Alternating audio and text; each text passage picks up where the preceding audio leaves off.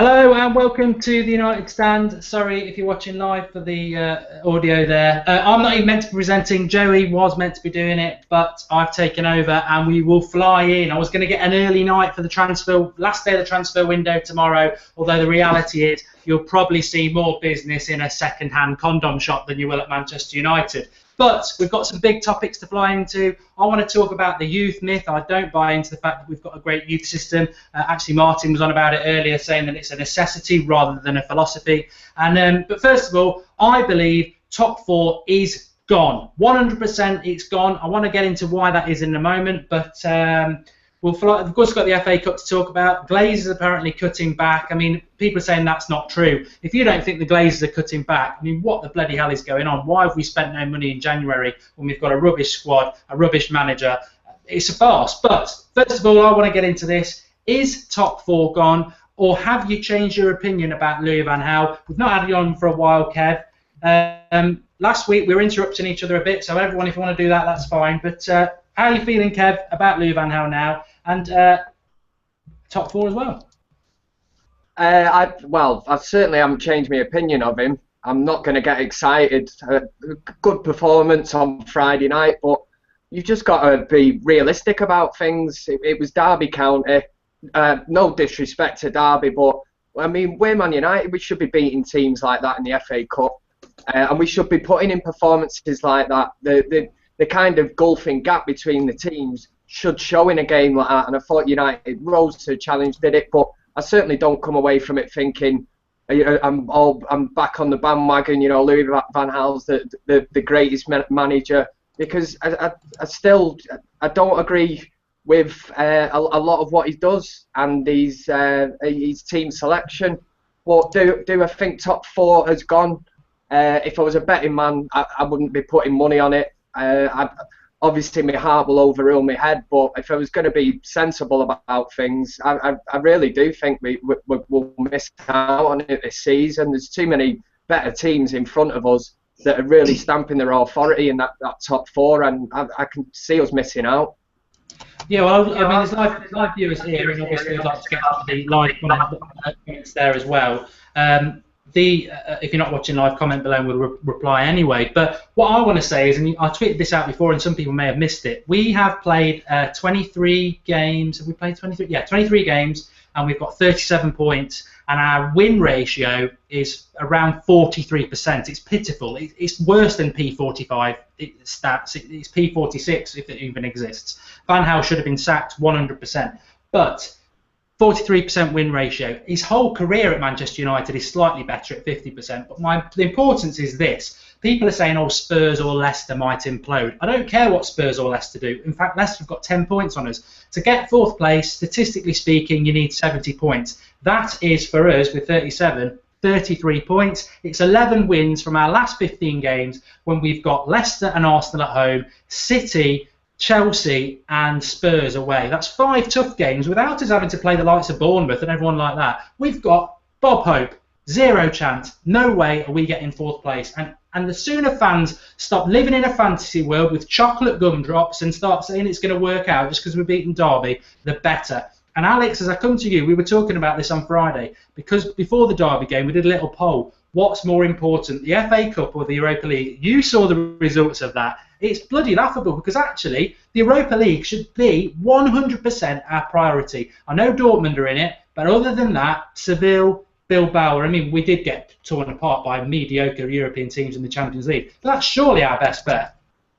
Yeah, that poll that you did absolutely disgusted me, that people voted for the FA Cup over the Europa League. I would put 101% emphasis, like you said, on the Europa League, because I didn't even know the stats of how ridiculous it is, the chance of us getting top four, because I was hoping that Spurs would implode or Leicester would, like you said, but it really doesn't look like they show any signs of imploding. And like with Leicester now, they've just apparently signed Loic Remy, so that's going to boost them, and then we're just signing no one. But yeah, 100% Europa League should be our number one aim.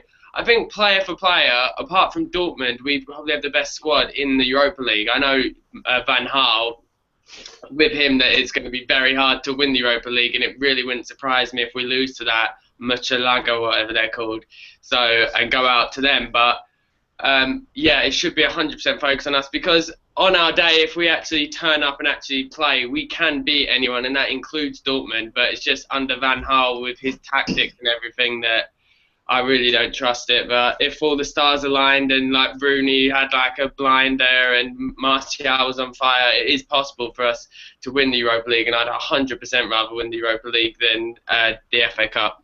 Even if we got top four, I'd rather win the Europa League than the FA Cup, to be honest.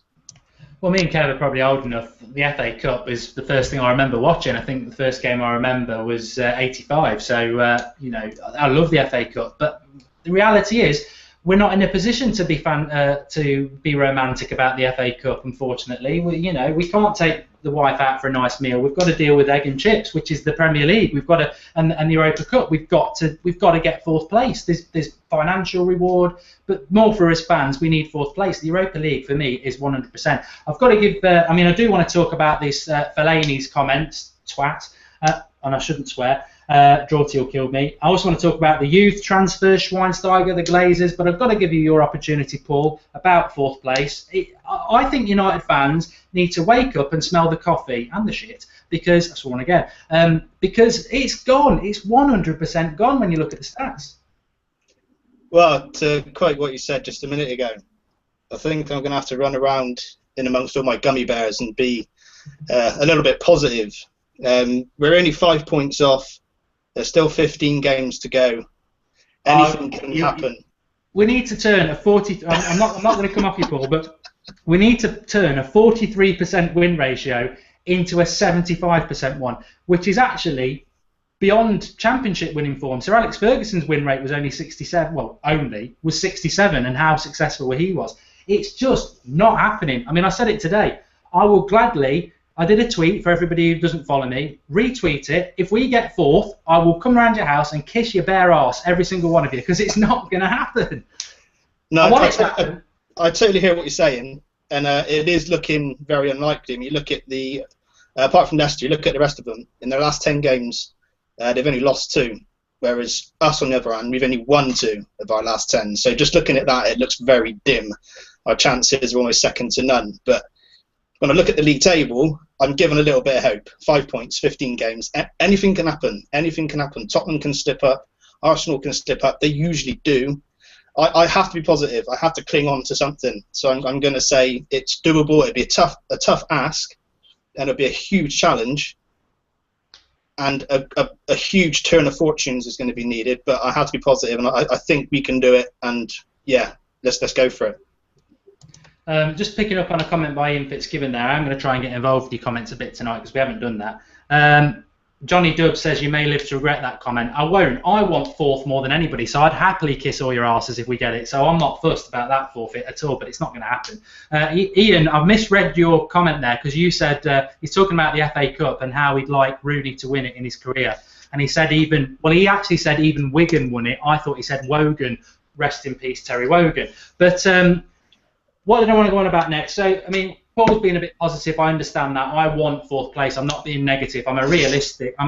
I'm still Van Gaal out, and I can't stand what's happening with the club. But just want to touch on these comments from Fellaini because some of you might have missed it this morning. Apparently, he's told Martial he needs to book his ideas up. I mean, I've already done the analogies, but I'll give you a couple anyway. It's like Ian Beale from EastEnders ringing up Robert De Niro and giving him some acting tips. Or Robbie Savage phoning up the great Professor Stephen Hawking to give him a bit of advice on astrophysics. There's plenty there, feel free. But he said that Martial, and also I'm just going to tell you about Schweinsteiger. Schweinsteiger is out injured for a month. So not only would that be another reason to make a signing in the transfer window, it is the transfer window, but we're going to have to put up with Fellaini for another month, aren't we? So it gets better. It gets better being a Man United fan. You can't argue with that. But Fellaini in these comments, Kev, I don't know whether you've read them. I'm sure you'll have a few things to say. Giving Anthony Martial advice on booking his ideas up. Oh, unbelievable, Jeff. I tell you what, when I seen them, when I seen the link before I clicked into it, I thought he's going to be misquoted, and the way that he's probably been interpreted, whatever he said. And then when I read it in black and white, I mean, who the hell is Marouane Fellaini to even be dishing out any kind of advice when he can't even play football himself? He's absolutely useless. I was at Old Trafford 2 years ago under David Moyes, Champions League against Bayern Munich, when he picked up the ball on the other side near the Sir Alex Ferguson stand and I've ran. seen the clip, yeah. He ran over to the south stand and just ran the ball off the pitch. He just ran out of pitch and ran off. Everybody in the stadium just started laughing. And he is trying to give Anthony Martial advice, saying that he needs to improve and be better. What an absolute clown. Well, Harry Harrison here in the comments box got a good point, because I think during this season, and I'll come to you, Alex, next, he said he's a striker, a defensive midfielder, an attacking midfielder, and as Harry Harrison says, perhaps Fellaini thinks he's a winger now. Who knows? You know what? He can do everything, that bloke, apart from wear a Man United shirt. But in all fairness, I mean, feel free to ridicule Fellaini. That we are the channel that does it better than anybody. But Martial, I thought, one positive. Well, there's a few positives, and we're going to come to the youth. In fact, we may as well do the youth now because I've got a few things to say about that. But I thought Martial on Friday, and it was only Derby, and Derby were woeful, and I said it before the game, they were woeful because they'd let 7 goals in, and they're really struggling for confidence. It was a perfect game for us. But Martial's fantastic, Alex. He's better than Ronaldo was at 19. Oh, Alex is back again, Alex? Yeah, sorry, it kicked me off for some reason. But yeah, in terms of the Fellaini on Martial, that was just absolutely ridiculous. I thought exactly the same as Kev did, that he'd been misquoted and that it was just the press as normal making headlines up. But then when I actually saw it and he was telling him to improve, I was just absolutely shocked. And the thing that was really scary about what you were saying about all the different positions he plays, he's said, I think it was last season or something, that his best position is centre defensive midfield. Well, he's been playing centre defensive midfield for like the past 6 games, is it? And he has been absolutely diabolically dreadful. And like what you said, like Lingard, well, he's not really that young, but he's younger. But playing with them two is like playing with 9 men. But Lingard has more of an excuse. Fellaini is just absolutely terrible, and Everton must be absolutely laughing their ass off that they managed to get nearly 30 million. 30 million for Fellaini. That is just absolutely disgraceful. But in terms of the youth, Martin was saying it in our group chat earlier, and it is completely true that Van Gaal gets lauded because, oh, he's played the youth. But he's only played the youth because of all the injuries we've got, and he's only had to play the youth because he's left the squad so paper thin by selling the likes of RVP, Hernandez, who at the time I wanted him sold, but I didn't want RVP sold. Then even if you like touch upon players like Nani, or even as much as I hate him, even selling like Johnny Evans now, in hindsight, we've been left with no centre backs. As much as Johnny Evans has actually done alright at West Brom, but I wouldn't want him back. But I'm just saying, in like hindsight. No, it's true. I mean, Johnny Evans used to get ridiculed on here as well, join the club, but we could probably do with him. Wired B says, I'm a better footballer than Fellaini. Shame he gets to be a professional footballer. I've never met you, bloke, but I guarantee you're better than Fellaini. He's out of position in Manchester, let alone bloody Old Trafford. And wanted to say, somebody said it, I apologise, I missed it because it's whizzing through the comment box, but they were on about Daley Blind. Daley Blind should be playing in midfield was the point, and yeah, he definitely is better than Fellaini. He did okay there last year, and again, it comes down to the fact that we needed a centre back, a right midfielder, a striker in the summer. We need them more in January, but if we had that centre back, we could play Blind in the midfield and not play Fellaini. Although I don't know whether Blind's going to be fit for Stoke. I mean, that's a bit of breaking news. I mean, if anybody ever saw it, he was pouring with blood with a nosebleed on Friday night from running into the box, and he'll probably get fired for doing that. I mean, he's a midfielder at the end of the day. But Paul, we're on about the youth. What I wanted to say is I had a bit of think about this after the after-match reaction. I like Borthwick Jackson. I was worried he was going to be Tyler Blackett in disguise, but I think he has got potential. The Varela one is interesting because I said he played well on the night, but I didn't realise how old he is. He's touching 23. He did get, as did Borthwick Jackson, to be fair. They weren't brilliant, but what I thought was they're young players, they can get better. Yeah, they got skinned a couple of times, but they came out of it with their reputations intact with potential. But I suppose, as Alex was saying there, it is out of necessity, and I'm not, everyone's on this Varela bandwagon. I'm not really convinced. I think he's in that Lingard category for me, who I'm not convinced about either. Yeah, you've got to give credit to both of them. One thing I will say, like you said then, they've been put in the deep end because of injuries. but you have to admire the confidence they've played with under those circumstances. You look at them when they play, they don't show any fear. They're confident, more so than some of the first team players, for that matter. You know, Borthwick Jackson, I've been talking him up quite a lot over the last few weeks. When I've done the Rodriguez video, I said that he could potentially be Luke Shaw's contender in a few years' time, and I stick by that. But I see what you're saying about Varela. You know, he's 23, 24. He could fit into the Lingard category, but I think he shows a bit more promise than Lingard. Lingard has shown flashes, but whenever I've seen Varela play, I like his style. He's a give-and-go type player. He's got the ball at right back. He'll give it to the player ahead of him, and he's gone. He's up the wing. You don't see that very often. Sometimes I'll give the ball, and they'll stay. You know, where do I go next? Wait for the pass to come back to me again. But no, he's gone. He's looking for the ball over the top. And I like that in him. And I think he is showing some promise. I don't think he'll make it as a regular first-team player, but as a backup, I think he's spot on. Yeah, I mean, looking at some of the comments there, Varela is great, says Matt Villiette. Varela is good, says Shane Higgs, but it does lose his position a lot and liable to get caught out. And Live YB again says, I like Varela.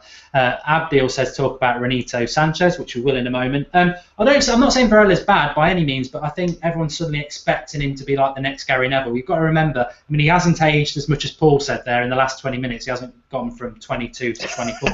I think he's 22, coming up for 23. But what I'm on about is that he probably should be doing better than he is. Hopefully he will make it, but he has been ignored for 18 months, and I agree with Alex. He's there as a necessity. If Young was fit, if Valencia was fit, he wouldn't be playing. And I think Valencia is dog shit as a right back. I really do. I just don't think he's very good, and I don't think you can use injury excuses against Young and Valencia being out at right back when they're not right backs at all. So another failure by Van Gaal, which I love to talk about. But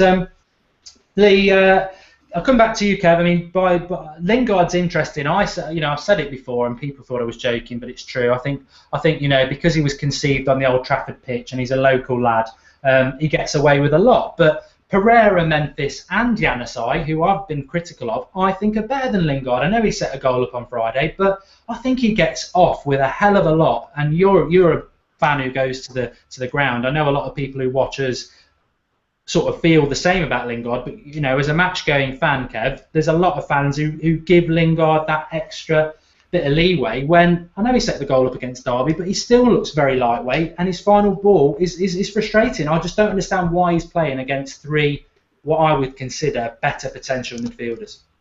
I think it's a strange one because I don't see him even as a Van Gaal type of player. I don't see him as somebody who tracks back and works for the team. Very rarely would win the ball, but even in an attacking sense, I really don't think he offers as much. It was a bit of an eye-opener the other week, actually. I know the Southampton result was terrible, but there was a lot of people in the crowd around me. Lingard was getting a load of stick. People shouting, get him off. He's useless. He was like Bambi and Ice that day. I don't know whether he had a problem with his boots or something, but the amount of time, I think he spent half the game picking himself up off the floor. Nobody around him. He just kept falling over. But yeah, again, you say he's 23, touching on 24.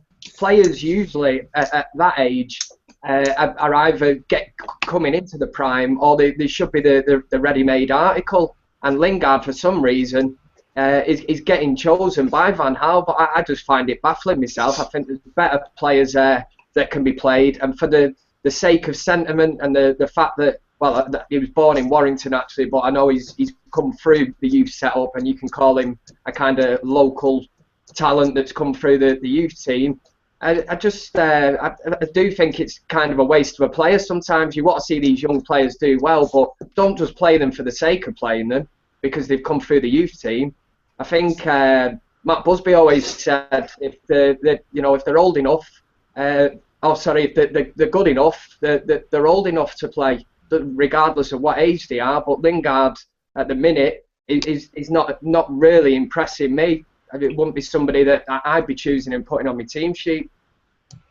It is. It's one of the world's mysteries, to be honest, like the Bermuda Triangle, why Fellaini and Lingard get picked every week. I mean, it does put us down to 9 men, and then if Rooney can't be asked, it puts us down to 8 as well, although AA has done better, and I have to be careful about that, because apparently I'm a Rooney hater, even though me and Kev backed him for about 2 months at the start of the season when he was awful, and we gave up on him, and then he starts scoring a few goals, and apparently he's world class. He's not. He's a 7 out of 10 player at the moment. He can do a lot better, and he needs to do it between now and the end of the season. But he must play in that number. He's scoring goals, so he needs to carry on, Rooney, and I'm happy about that. But there's still a lot more to come from him. He's still not the player he can be.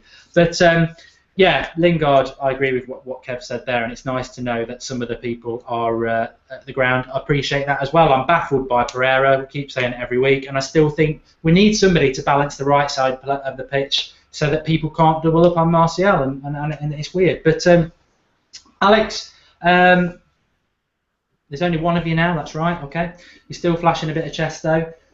Don't worry. Don't worry. Those hairs will come when you hit 20.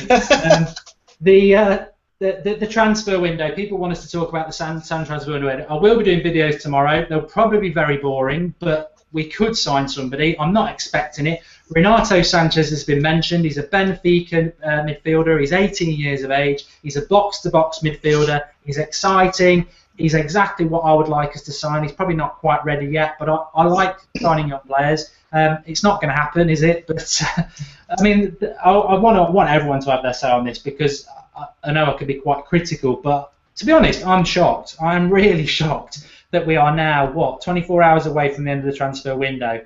A lot of injuries, as we've mentioned, Schweinsteiger. We know about Shaw, Young, Valencia. Carrick's only just coming back. We haven't really got a striker other than Rooney. Martial's only 19, touching 20. Memphis has been a disaster. I mean, I'm just amazed we haven't at least bought 2 players. And to be nobody, I'm baffled. And this is 2 or 3 of you, because you will all get a chance to speak about this. But also, he's backed Louis Van Gaal, who we know should have been sacked at Christmas, but then he's not backed him in the market. I mean, I really am shocked. Yeah, that's the thing. Like with the transfers, you think like, oh yeah, they're not backing him because, or they're not giving him money to spend because they don't trust him as a manager and everything. But then why even keep him in the job? Then we should have. I know it's not going to happen now, but who I wanted him was Mourinho, because he had a whole transfer window to buy players, and he easily could have got us top 4. And now it's basically, like you said before, impossible. It absolutely blows my mind with how thin this squad is, that he hasn't tried to sign someone. It's like we've gone through this whole season. It's not surprising at all that we're not going to get top 4, because we've gone through the whole season with 2 strikers. And it's like we're so lucky, touch wood, that Rooney and Martial haven't got injured.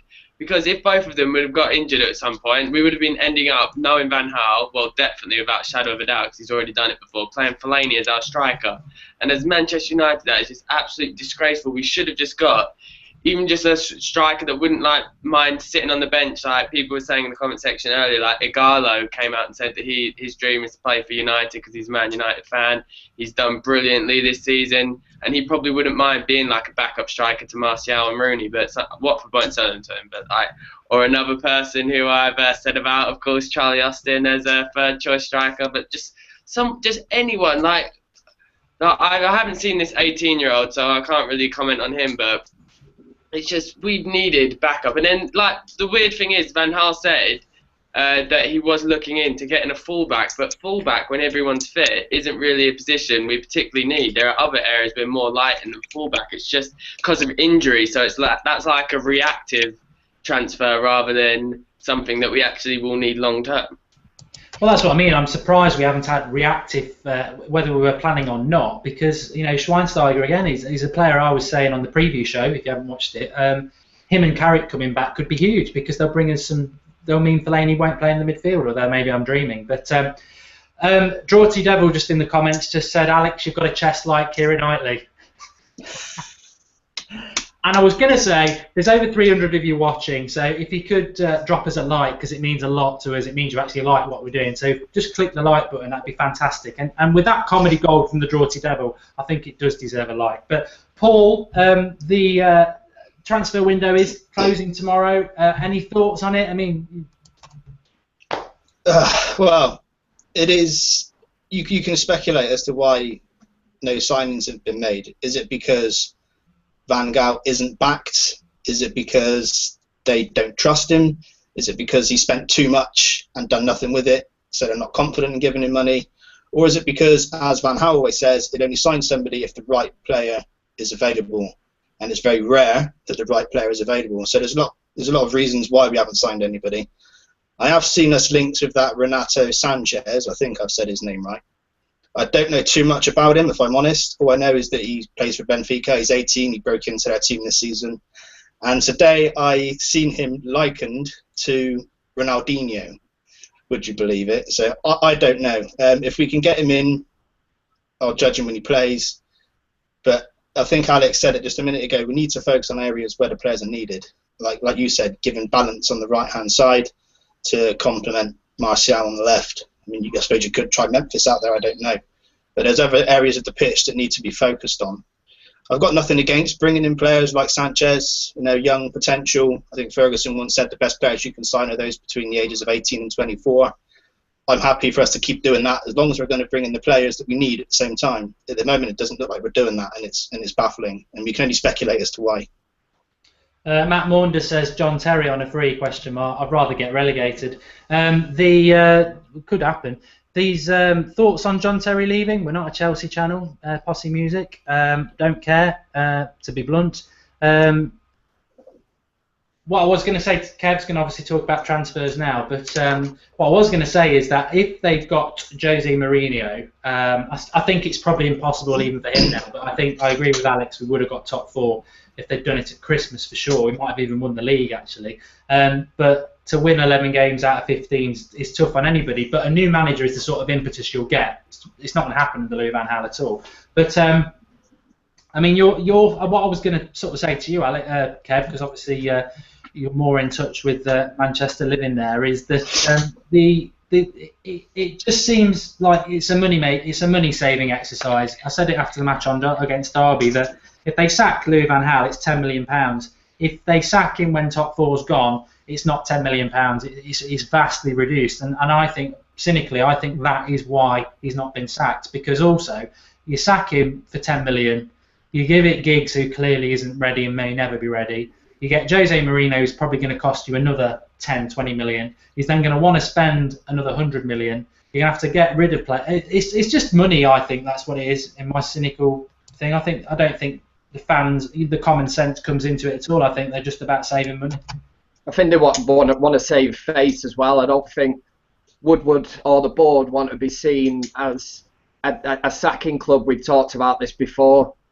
Ultimately, what it comes down to is that if the man's not good enough and he's not performing and not doing his job properly, he should be sacked. But like you say, a money-saving exercise, it will cost United, and it's bad press, and it's one thing that United do not want. Ideally, they would want to put out a statement where they say that the club's party company and he's left by mutual consent, but you get the impression from Van Gaal that, I mean, ego-wise, the man's ego is huge, and I just cannot see him walking away. When he come out before Christmas saying that he decides when he wants to go, that tells you everything. But I honestly think his ego is that big that I just cannot see him stepping away. And like you've all been mentioning there, it does seem strange that United really aren't being linked with that many players. There doesn't seem to be anything in the pipeline, and which could suggest that the club are looking at Van Gaal and thinking that long term he's not going to be here longer than the summer, so why back him financially?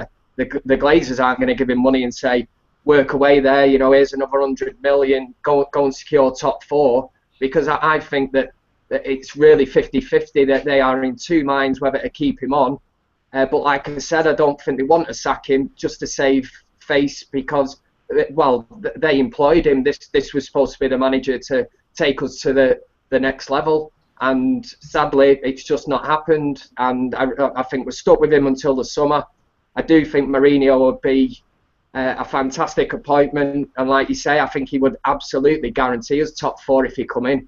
I think he'd rip the club up, the players would play for him, and we spoke about it before. I think he would buy into United and the whole tradition of the club, and I don't think that there'd be any worry about the fact that he wouldn't bring youth players into the club. But stability, that's I think what we need at the minute. I think we're just lost. We're going into each game, we're winning one, we're losing one. Everyone's like, oh, we're back now. United are back. We beat Derby 3-1, but another tough game here on Tuesday night against Stoke. This is the main one for me. If we get beaten that, we're just back to square one. It's one step forward, 2 steps back. That's what it's been for the well before Christmas, the last 10 or 11 games. It's Paula Abdul, didn't she sing that? 2 steps forward, 1 step back. I don't know. I remember that song. Anyway, absolutely, exactly. You're spot on. It's I think it really does come down to the fact that they're waiting for him to fail so that they can sack him and save £10 million, because they haven't backed him in this January transfer window. And if you truly backed a manager, it's just so cynical. It makes me sick as a Manchester United fan to see what's happening to our club and the way it's being run. Because if this was Chelsea, they'd have got rid of him and they would be going for the title. It would have been done and dusted just before Christmas. And you know what? Chelsea probably won't get top 4. I was saying this to Alex before. They won't get top 4, but I bet they'll get John Stones and Griezmann in the summer, because that's the sort of club they are. They don't mess about like us. But as Kev was saying there, it's Stoke on Tuesday. I've revised my prediction from the preview. I think it will be a draw, because I think that's exactly the sort of result that suits Louis Van Gaal. It keeps him in a job. It keeps us all fed up. We've got to win, Alex. We've got to win against Stoke. I mean, fortunately, it's time to perfection. They've got their captain who's out injured, who sorts their defence out, and Arnautovic is also injured. It's their 3rd game in 6 days, and they're obviously on their knees confidence-wise because they were robbed at Anfield. So I actually do think we should be winning it, but let's talk Stoke. Oh, I didn't realise that Shawcross and Arnautovic are injured, but yeah, then maybe we should win. I was going to predict we'd lose because they played us off the park last time. We were absolutely hideous against them, but I guess we somehow, according to Van Gaal, said that we should be full of confidence now for beating a championship team. God knows why, but Derby, I don't think even played particularly well. Like, I put a tweet out saying that Martial obviously played well, but you have to remember, Stoke aren't going to just stick one defender on Martial when he gets the ball. They're going to do what every Premier League team does and stick 3 defenders on him every time he gets the ball. So he's not going to be able to do like the same sort of dribbling and playing through that he did against Derby. He is capable of it, but it's a lot harder with 3 people on you. I don't know, Old Trafford, we haven't really been that good. We had a good defensive record, but now that seems to be going down the pipeline as well. So I'm not confident about it at all, but you never know. Stoke are really inconsistent this season. Sometimes they can look like an absolute world beaters, and then other times they don't turn up at all. So I'll go with a 1-0 United win. I think we've got to win, and I still think if we win, we're still not going to get top 4. Sorry. Bad state of affairs when we're questioning being able to beat Stoke at home, says Johnny Dub. Very, very good comment. Just to add to the misery on Sunday night, I know you've all got work tomorrow, a lot of you. The money comes in the summer, so the likes of Everton and Stoke will have a lot more money. It does get a bit worse in a minute. But Stoke, actually, if they beat us on Tuesday, which they might well fancy it, they'll be 1 point behind us, Paul. Yeah, not going to focus too much on their points tally at the moment. But going back to the game itself, I'm not going to get overexcited after the Derby game. You look at the way Derby played against us.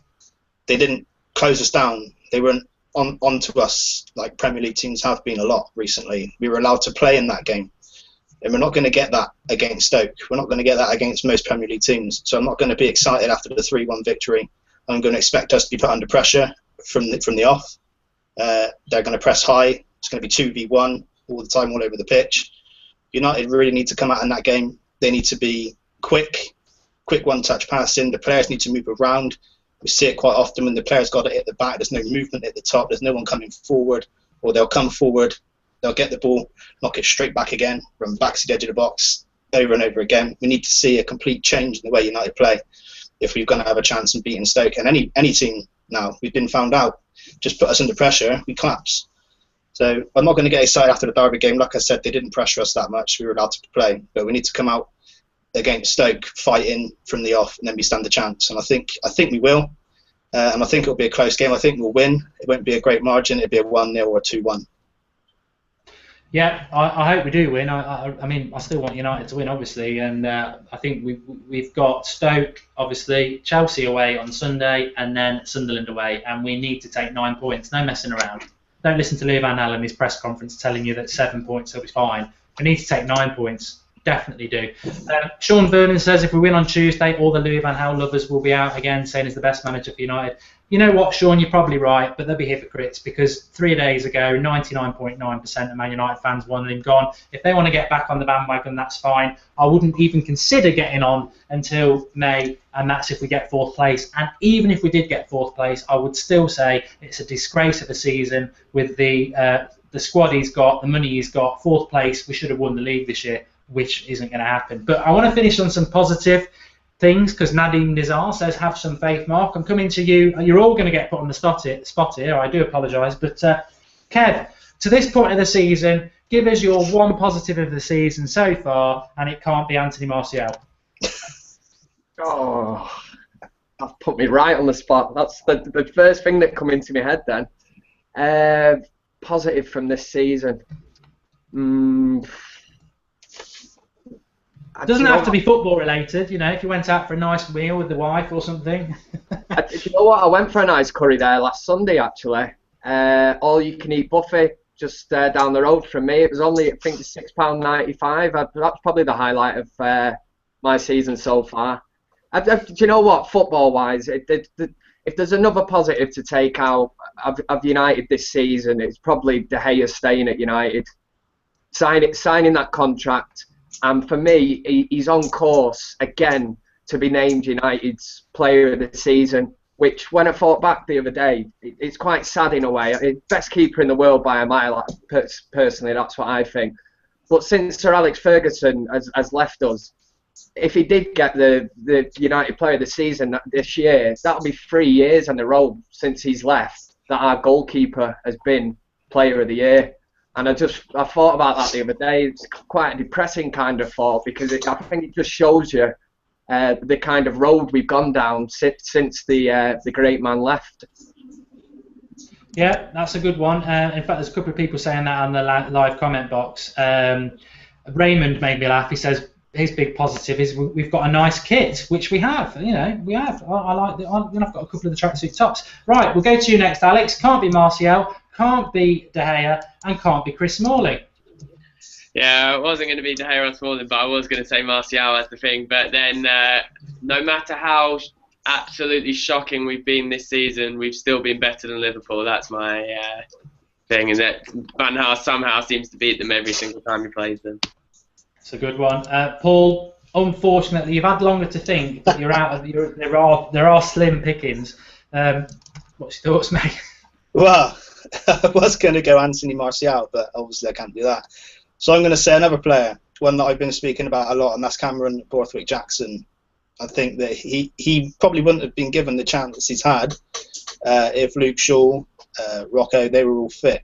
And I think it's a blessing for him, really, that they weren't, because he's had a chance to come into the team. He's done very well. He's confident.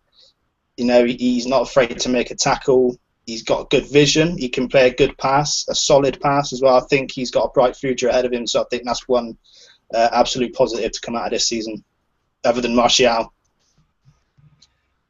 Yeah, I think I'm really bang out of options. So my positive would have to be that